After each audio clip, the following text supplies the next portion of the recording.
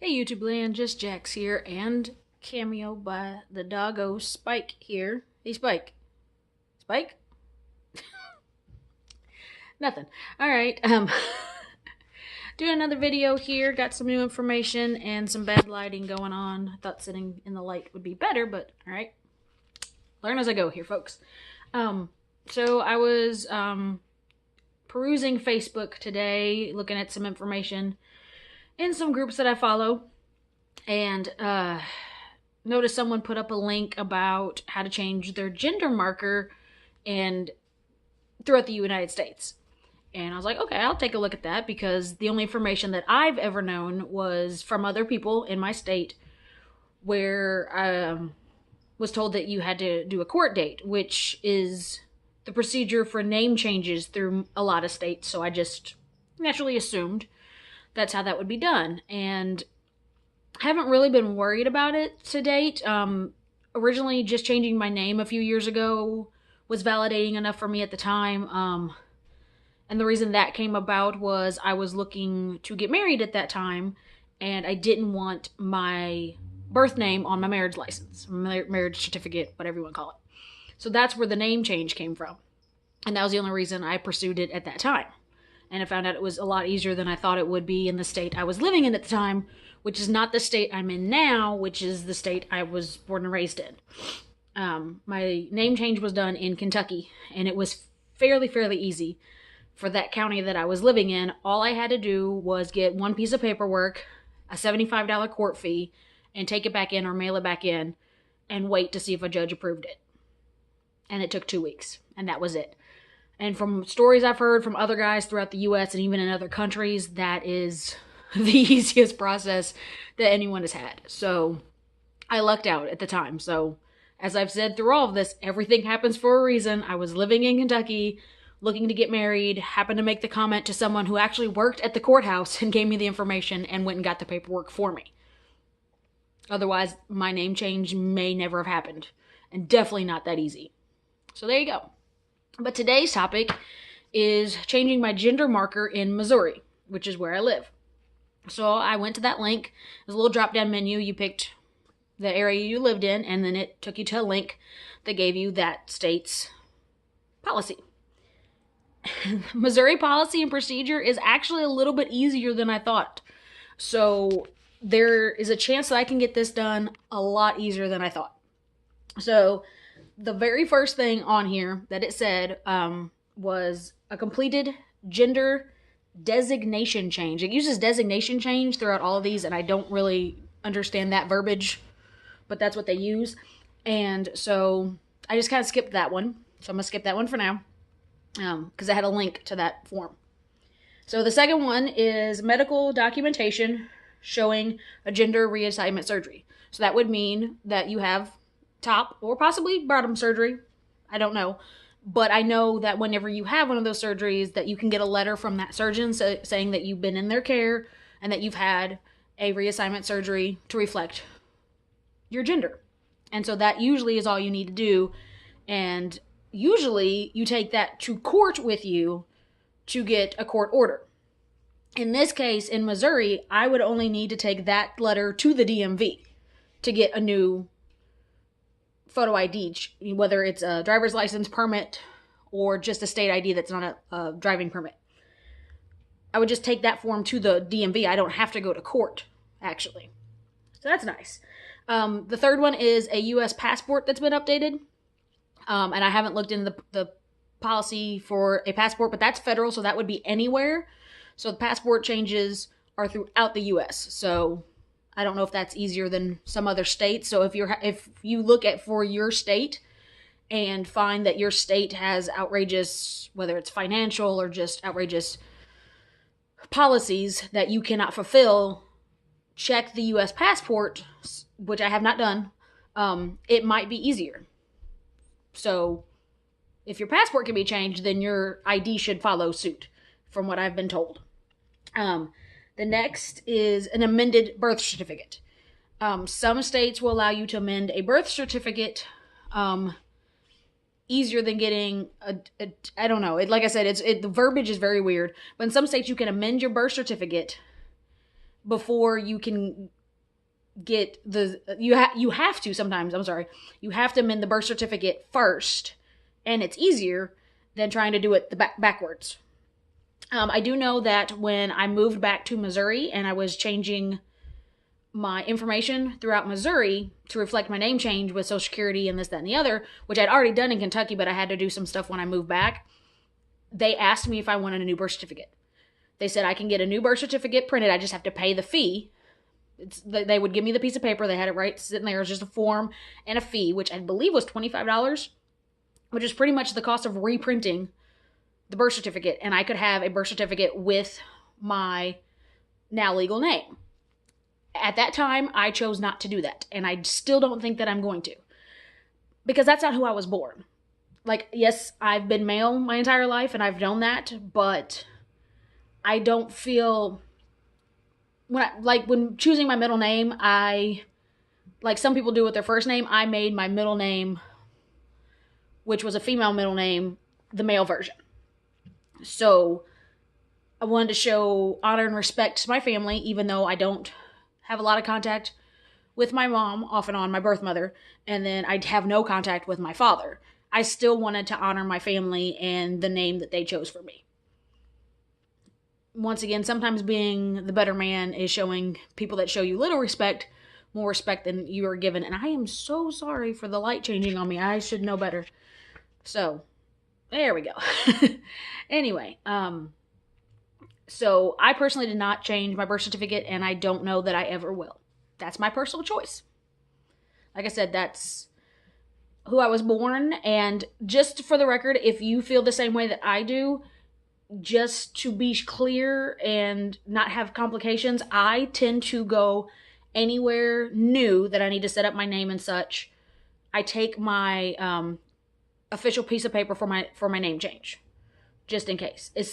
Especially if there's anywhere that needs a birth certificate, which is very rare anymore, but just in case, like if I do go to the DMV or anything official, or the Social Security office and stuff, it's all changed and everything, but just to be clear and safe, I still have my official documentation, my decree saying my name is legally changed with me most of the time, just in case there's a hiccup. So, but I haven't really, once I got everything changed over, it hasn't really been an issue. And then the fifth and final step on this process for Missouri is a court order. So that's where you get a court date, you pay the court costs, you talk to a judge, and you tell them what you want. And then they decide yes or no. And for a lot of people, this causes instant dysphoria and instant panic and instant anxiety. I being one of those people. Just the same as possibly having to go talk to a therapist and have them decide if I'm trans or male enough to have surgery or start testosterone. Now that consent is all you need in a lot of states or cities to start your transition, that's a lot easier for a lot of guys. But the whole thought of having to go and explain myself to someone and them decide for me who I am has caused me a personal lot of anxiety, and part of the reason why it's taken me so long to start transitioning. That's just, the way the cookie crumbles. So a lot of people, if number 5 is the only option in a lot of states, the money aspect, in most circumstances, it's $250 plus.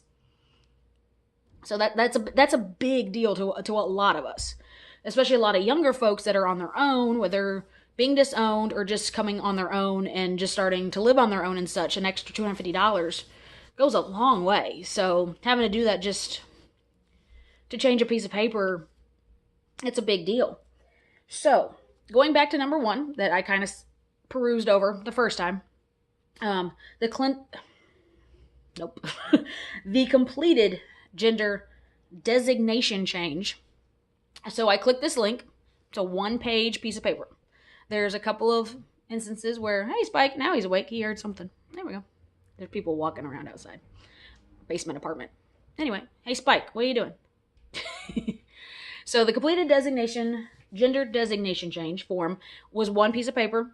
There's a couple of things at the top where it's my name, it's my address, basic information, and then it's me. Then it's like, this is the name, this is the gender that I want to change it to, kind of verbiage. And then I have to sign it saying that it's being done for applicable reasons, not for fraud and stuff, which is what I had to, which is similar wording to what I had to do for my name change. Just to say that it's, reflective of my gender change and not, to fraud the government or to, change my identity in any malicious way. No big deal.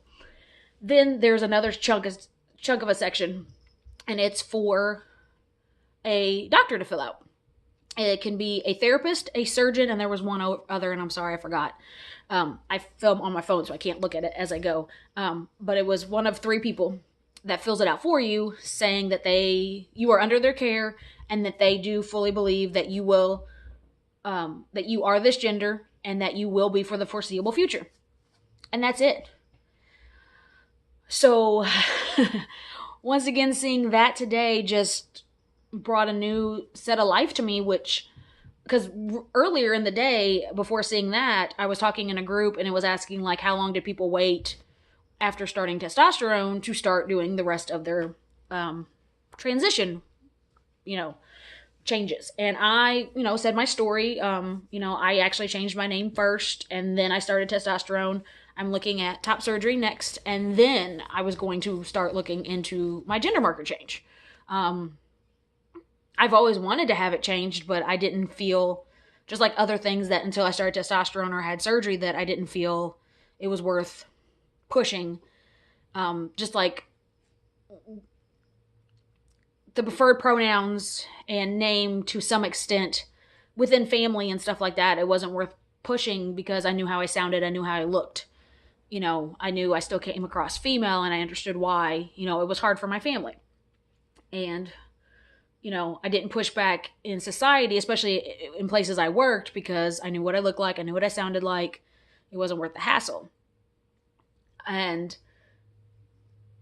I also assumed that I would have to spend at least $200 plus to go to court to figure all this out. And I assumed that if I was already in the transition process, whether it's just testosterone or I had surgery, then I'd be like, I am male. Like, this should make it a lot easier.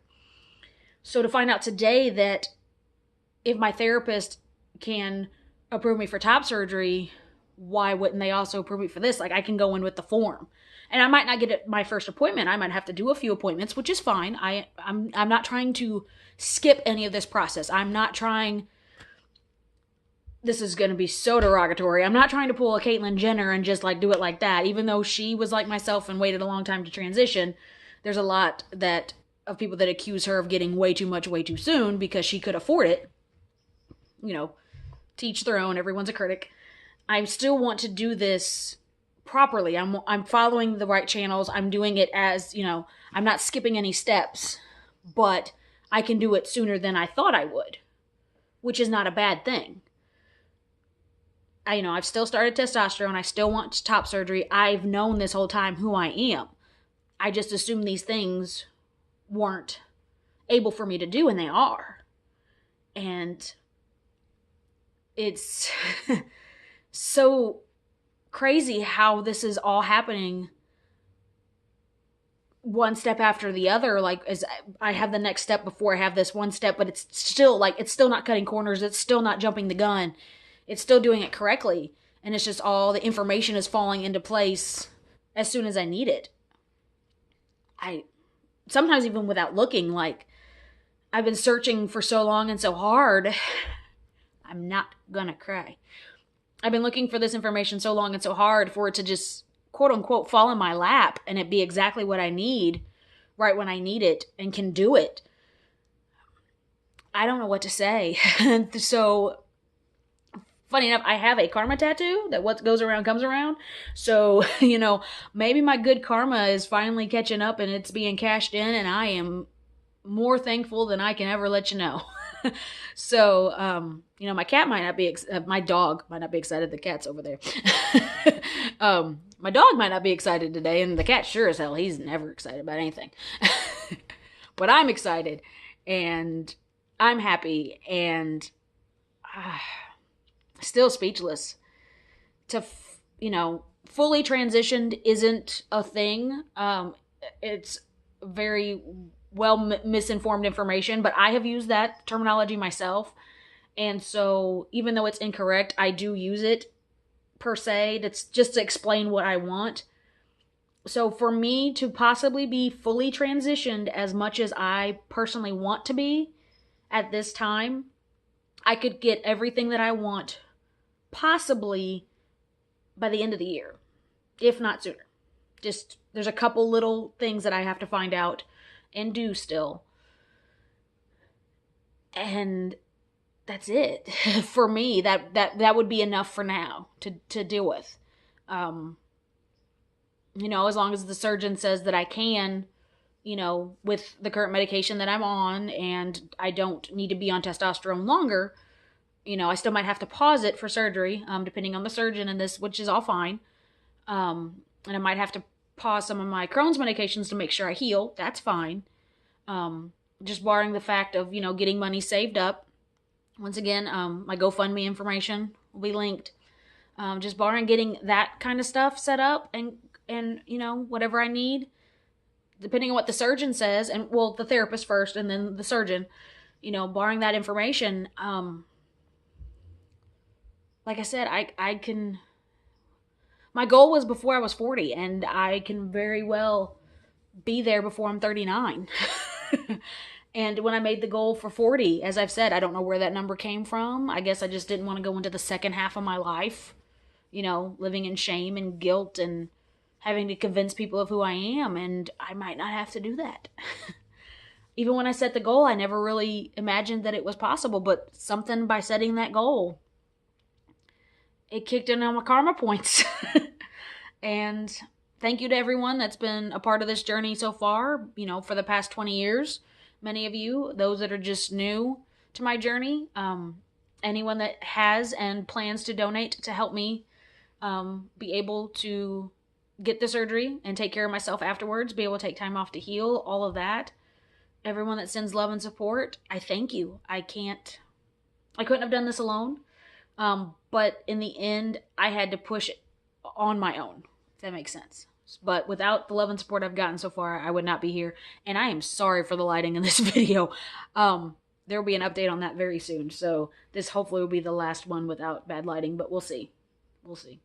So I have another little unboxing project to do soon.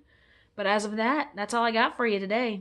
This is Just Jax again, YouTube land, with a cameo by the little spiker who is just chilling. His mom left. That's Holly. She left. She had to go to an appointment, and he's all sad. He's all mad at me. Yep, that's it. All right, guys. So until next time.